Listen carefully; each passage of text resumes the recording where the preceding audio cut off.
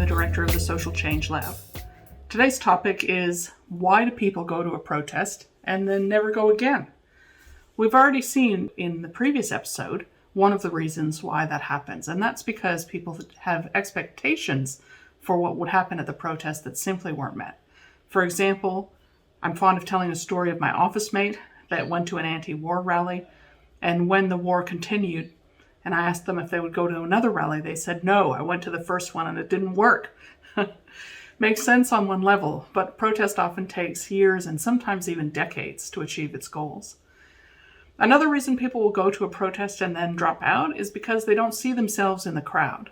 So sometimes the protest is a way of welcoming in new people, and it's very inclusive, and people will have a range of speakers. But other times, the organizers and the activists are a really narrower group of voices. People might not recognize their politics, their values, and demographics, like their age or gender or life experience in the voices of the speakers.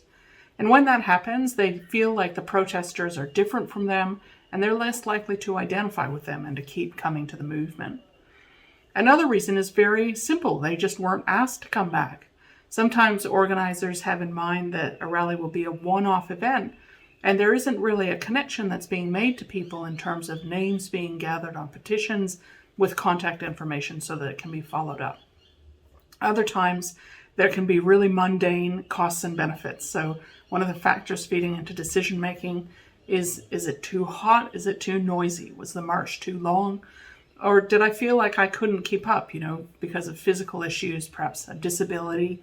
Did I feel like I was excluded for other reasons, that are pragmatic? I'd like to come, but I can't come because there's no public transport. I can't get support for my kids' babysitting and so on. And another reason why people would go to a rally and not come back is because they've changed their mind or the rally worked. When we find that when people have a sense that the movement has succeeded, sometimes they feel like they can just put down the baton and someone else will pick it up and run with it. So I hope that's of interest to you, and give us feedback if you can think of more reasons we should cover.